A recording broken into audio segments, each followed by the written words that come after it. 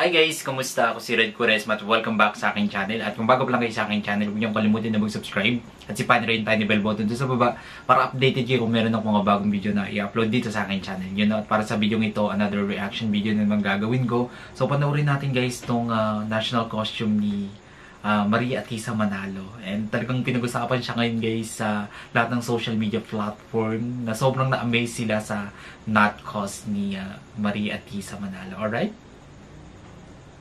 Okay, bilang tayo guys ng 3, 2, 1, go. So, here we go.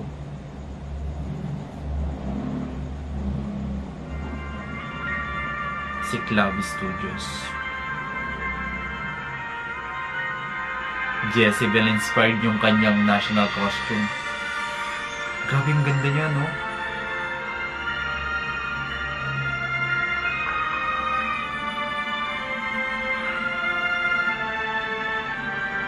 Galing. Ganda ng details ng national costume niya. Wala na, may panalo na.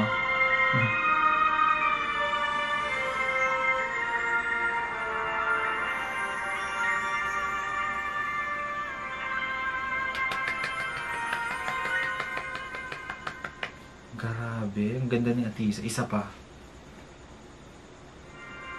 Sobrang manika niya, no?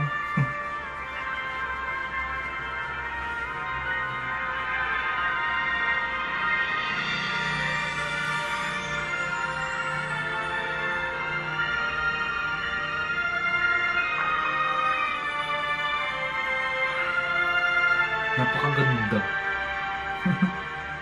Napakagandang nilalang.